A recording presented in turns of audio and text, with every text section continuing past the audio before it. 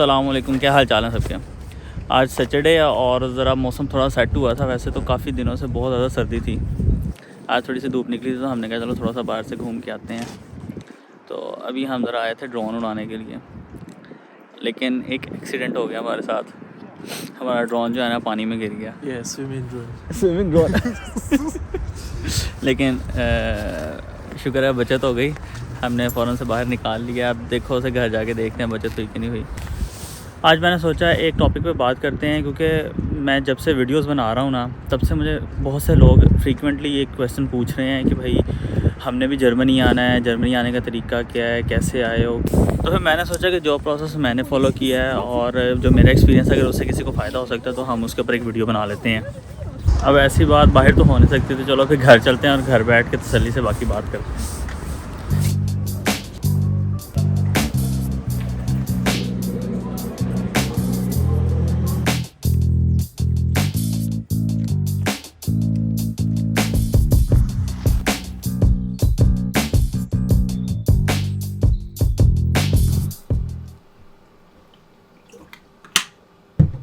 Okay, तो finally अब हम घर आ गए हैं, तो अब हम तसल्ली से बैठ के बात करते हैं। वो लोग जो कि मुझे पहली दफ़ा देख रहे हैं, ये चेहरा पहली दफ़ा देख रहे हैं या फिर मेरी वीडियो पहली दफ़ा देख रहे हैं, तो उन लोगों के लिए मेरा इंट्रोडक्शन, मेरा नाम उमर हसन है और मैं हैम्बर्ग में एक कंपनी में जॉब करता हूँ एज अ सॉफ्टवेयर डेवलपर। वैसे बेसिकली मैं लाहौर से हूँ। तो मैंने जब से ये वीडियोस बनाना शुरू किए हैं यूट्यूब पे, फेसबुक पे, तो मेरे लोगों के साथ अट्रैक्शन काफ़ी ज़्यादा होना शुरू हो गई है। तो अक्सर लोग मेरे से पूछते हैं कि भाई आपने जॉब कैसे हासिल की, फाइंड कैसे की, आपने क्या कहते हैं जो जर्मनी में है वहाँ पे टैक्स का क्या हिसाब है, लिविंग स्टैंडर्ड कैसे है वहाँ पे। अक्सर पूछते हैं कि भी लिविंग एक्सपेंसेस क्या हैं। तो अगर इन सारी चीज़ों की बात करो तो मैं इतनी डिटेल में नहीं जाऊँगा, क्योंकि अगर आप इंटरनेट के ऊपर सर्च करो यूट्यूब पे तो आपको काफ़ी कॉम्प्रिहेंसिव डिटेल मिल जाएगी। अगर मुझे कोई अच्छी वीडियो मिली तो मैं उसका लिंक भी दे दूँगा। तो इन सारी डिटेल में नहीं जाऊँगा। तो जो लोग out of country, foreign countries में मूव करना चाहते हैं, जो कि बहुत पैशनेट हैं, तो उनके पास तो सारी डिटेल होती है, उनको किसी गाइडेंस या चीज़ों की ज़रूरत नहीं है।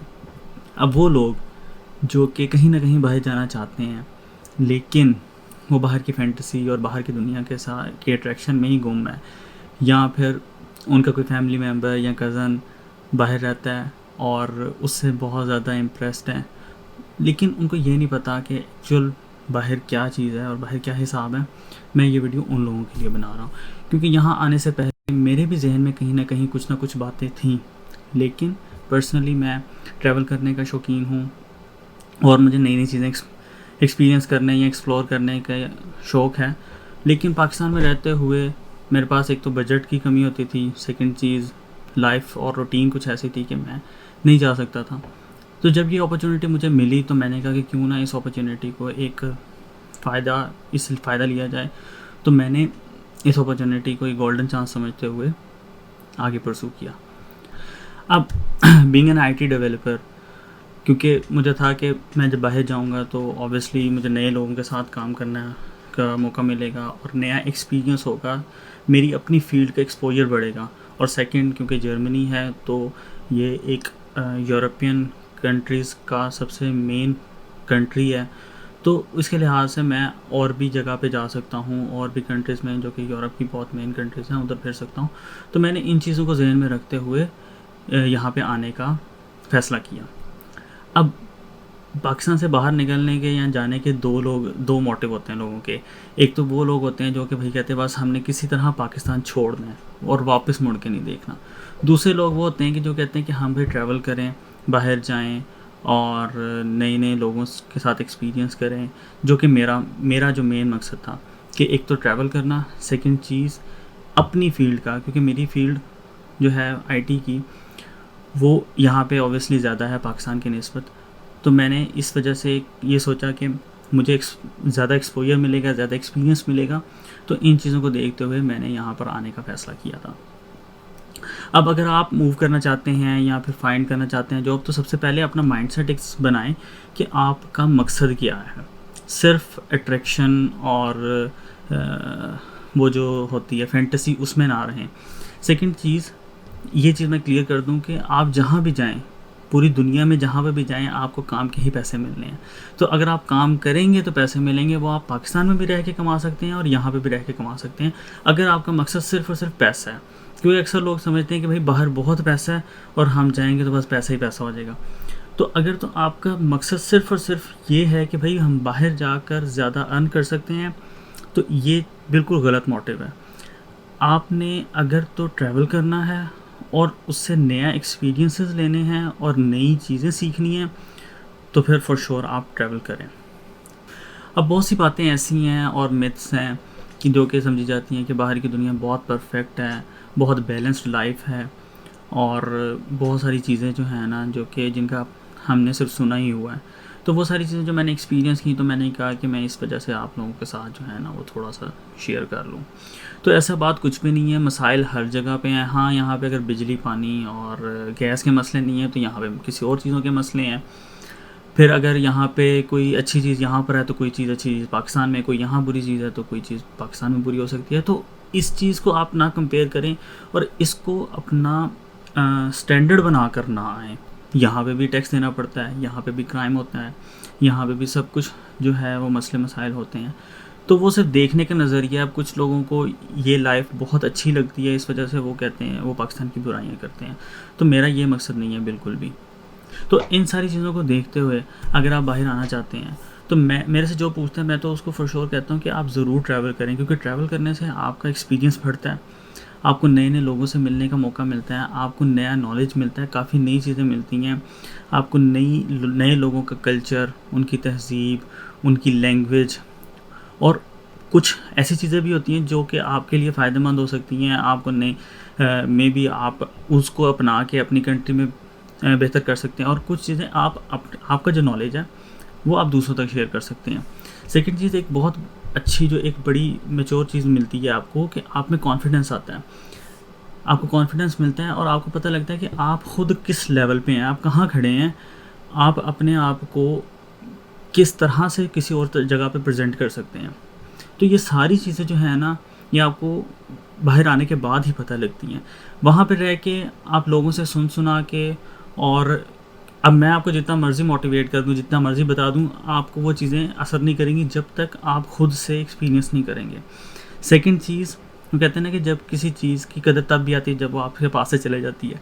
तो जब आप यहाँ पर आएंगे तो फिर आपको अपने मुल्क की कदर आएगी। तो एक ये भी बहुत मेन फैक्टर है।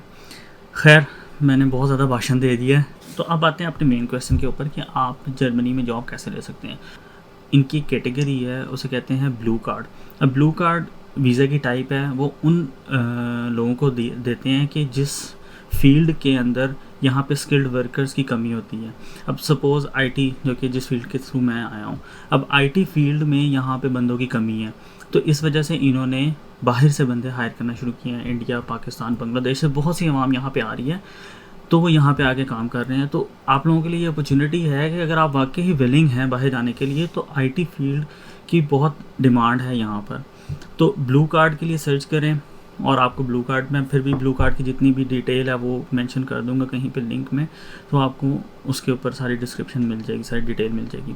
तो ब्लू कार्ड जो है ना, एक बहुत अच्छी कैटेगरी है। इसके लिए उन्होंने बहुत सी रिस्ट्रिक्शंस कम की हुई हैं। अगर सपोज आप वैसे आना चाहें तो आपके लिए लैंग्वेज रिक्वायर्ड है। अब मैं आया, मुझे कोई जर्मन कोर्स नहीं करना पड़ा, क्योंकि ब्लू कार्ड में रिक्वायरमेंट नहीं है लैंग्वेज की। अगर मैं अपनी फैमिली को बुलाता हूँ तो उनके लिए भी लैंग्वेज की रिक्वायरमेंट नहीं है।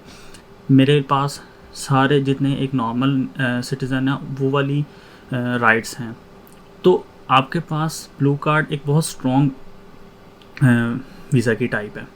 सेकंड चीज़ ये कि स्किल्ड वर्कर जो है ना, वो सारी फील्ड्स में नहीं आते। इन्होंने कुछ फील्ड मेंशन की हुई हैं जिनके अंदर इनके पास वर्कर्स की कमी है, तो वो मैं फील्ड्स भी मेंशन कर दूंगा। अगर आप आईटी से अलावा, लेट्स सपोज आप सुन रहे हैं और देख रहे हैं वीडियो और आपको लगता है कि भाई मैं भी कर सकता हूँ अप्लाई, तो वो फील्ड में कहीं मेंशन कर दूंगा। अगर आप उसमें फॉल करते हैं तो आप भी अप्लाई कर सकते हैं। तो अब मेन चीज़ आती है कि चलो ये बात तो हो गई, अब मेन चीज़ आती है कि अप्लाई कैसे किया जाए और जॉब कैसे सर्च की जाए। तो उसके लिए सबसे पहले तो आपने अपनी सीवी को मेंटेन रखना है, आपने अपनी अच्छी सी सीवी बनानी है, अपनी लिंक्डइन प्रोफाइल बड़ी अच्छी बनानी है, क्योंकि अब आप किसी बंदे को पर्सनली तो मिलते नहीं है, तो उसको नहीं पता कि आप क्या हैं, तो आपकी रिप्रेजेंटेशन आपकी सीवी के थ्रू और आपकी लिंक्डइन प्रोफाइल के थ्रू होगी। तो अपने लिंक्डइन की प्रोफाइल को बड़ा अच्छा मेंटेन रखना है, अपनी सीवी को बड़ा अच्छा मेंटेन रखना है, और लिंक्डइन के ऊपर आपने जॉब सर्च करनी है। अब क्योंकि मैं जर्मनी में हूँ, तो मैं जर्मनी के लिहाज से बताता हूँ आपको कि यहाँ पे जो बड़ी बड़ी सिटीज़ हैं, जिस तरह की फ्रैंकफर्ट है, हैम्बर्ग है जहाँ मैं रहता हूँ, बर्लिन है जो इनका कैपिटल है, और एक और है कोलोन और कोलन करके नाम है उसका, वहाँ पे, और एक म्यूनिक जो कि इनकी बहुत मेन सिटी है। तो आप यहाँ पर जॉब सर्च कर सकते हैं लिंक्डइन में। बहुत सी कंपनीज़ जो हैं वो अब बाहर से लोगों को हायर कर रही हैं। इसके दो बेनिफिट हैं, दो चीज़ें हैं। एक तो इन लोगों को कम सैलरी में, क्योंकि हम लोग जिस सैलरी पे आए हुए हैं यहाँ पर इस एक्सपीरियंस का जो नेटिव बंदा है ना, वो काम नहीं करेगा। तो इनको कम सैलरी में बाहर से बंदे मिल रहे हैं, और हम लोगों को ये अपॉर्चुनिटी मिल रही है कि हम इनकी कंट्री में आके काम कर रहे हैं। अब आप इन जगह पे इन सारी जगहों से सर्च कर लेते हैं जॉब, और आप जाके अप्लाई कर देते हैं। तो लिंक्डइन में एक ऑप्शन होती है इजी अप्लाई की, उससे आपने नहीं करना, आपने अपनी सीवी को ही हर दफ़ा सबमिट करवाना है। वो लिंक अगर कोई दिया हुआ है उन्होंने, तो वहाँ से आपने कोशिश करनी है। अब एक चीज़ जो गलती करते हैं लोग, मैं भी करता था, लेकिन मेरे लिए क्योंकि ये एक बहुत ही एफर्टलेस काम रहा है, तो मुझे कुछ भी करने की ज़रूरत नहीं पड़ी। लेकिन जो मैंने जितनी भी चीज़ें एक्सपीरियंस किया, वो मैं आपके साथ शेयर कर रहा हूँ।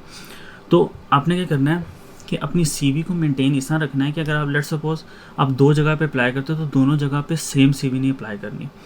अब एक जॉब है, उसकी डिस्क्रिप्शन अलग है, दूसरी जॉब उसकी डिस्क्रिप्शन अलग है, लेकिन आपको लगता है कि आप इन दोनों जगह पे काम कर सकते हो परफेक्टली, क्योंकि हर कंपनी की रिक्वायरमेंट डिफरेंट होती है। कुछ लोग कहते हैं कि भाई आपने डाटा स्ट्रक्चर को बहुत अच्छा मेंटेन रखना है, कुछ लोग कहते हैं कि एज IT डेवलपर मैं बात करूँगा तो कुछ लोग कहते हैं कि भाई आपने जो है ना प्रोग्रामिंग के जो रूल्स हैं उसको बहुत फॉलो करना है। कुछ लोग होते हैं वो कहते हैं बस यार आपने काम देना है, प्रोग्रामिंग जैसा मर्जी करो। कुछ लोग होते हैं आप वो कहते हैं कि आपने सिक्योरिटी को बहुत ज़्यादा ख्याल रखना है, क्योंकि उनका डाटा प्राइवेसी का बड़ा मसला है जो भी है। तो आपने अगर अपनी सीवी बनानी है, तो जिस डिस्क्रिप्शन के लिए आपने अप्लाई करना है, जिस जॉब के लिए अप्लाई करना है, तो आपने अपनी सीवी के अंदर वो वाले पॉइंट्स मेंशन करने हैं जो कि आपने प्रीवियस कंपनीज में या आपके प्रीवियस एक्सपीरियंस में उससे रिलेटेड काम किया होगा। तो अगर आपने एक जनरल सीवी बनाई हुई और वो अप्लाई कर दी, तो अगर उनको वो पढ़ेंगे तो उनको ये फील ना आए कि भाई हमारी डिस्क्रिप्शन के साथ ये बंदा मैच नहीं करता, तो वो आपको कभी भी कॉल नहीं करेंगे।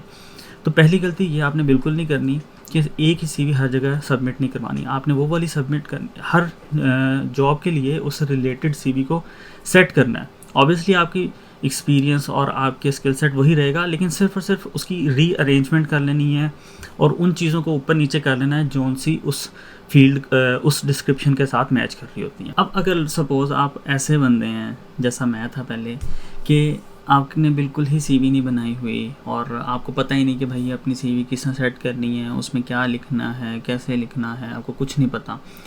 तो मैं आपको एक कम्युनिटी के बारे में बताता हूँ, बहुत ही अच्छी कम्युनिटी है। वो फ्री ऑफ कॉस्ट लोगों की सिर्फ हेल्प कर रहे हैं। अब वो स्पेसिफिकली जर्मनी के लिए है, तो ये भी एक आपके लिए प्लस पॉइंट है। आपने सिंपली उसके ऊपर जाके अप्लाई करना है और कोई पैसे नहीं है, और कोई मैं ये स्पॉन्सर नहीं कर रहा, क्योंकि ये जो है ना चीज़ काफ़ी अच्छी लगी मुझे। मेरा एक दोस्त है, उसने इसके थ्रू अप्लाई किया था और उसको काफ़ी बेनिफिट हुआ, तो इस वजह से मैंने कहा कि मैं क्यों शेयर कर दूँ। तो आपके साथ फिर उसके साथ एक कॉल मीटिंग होगी, उसमें आप शेयर करेंगे अपने सारी चीज़ें, अपने मसाइल। और ये काम ही सिर्फ और सिर्फ रिक्रूटर्स के लिए करते हैं, रिक्रूटमेंट के लिए करते हैं। जर्मनी में जितनी भी बड़ी बड़ी कंपनीज़ हैं उनके लिए अप्लाई करने में आपकी हेल्प करते हैं।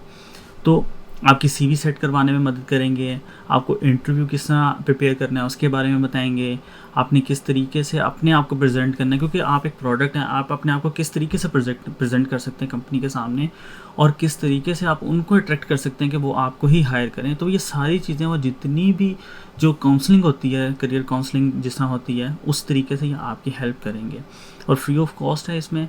तो ज़रूर इनका जो है ना, इनसे फ़ायदा लें। अगर आपको मसाइल हैं इस तरह के, तो इंशाल्लाह आपको ज़रूर फ़ायदा होगा। मेन चीज़ है आपको कॉल आ जाए, उसके बाद इंटरव्यू प्रिपेयर करना है आपने, वो सारी चीज़ें हो जाएंगी। तो ये कंपनी, आप इस कंपनी के थ्रू अगर आप अपने आप को प्रेजेंट करेंगे तो इंशाल्लाह आपको फ़ायदा होगा और आपको जॉब भी सिक्योर हो जाएगी आपकी। तो मैं इंशाल्लाह उम्मीद करता हूँ कि आपका कोई ना कोई, कहीं ना कहीं, किसी न किसी को इस वीडियो से फ़ायदा हो जाए। अगर फिर भी आपको कोई मसला है या मसाइल हैं, तो आप मेरे से डायरेक्टली पूछ सकते हैं। तो मुझे जहाँ तक जितनी भी चीज़ें पता होंगी मैं उसके एक्सप्लेन कर दूँगा। ओके, तो फिर मिलते हैं नेक्स्ट वीडियो में। तब तक के लिए अल्लाह हाफ़िज़, बाय बाय, गुड नाइट।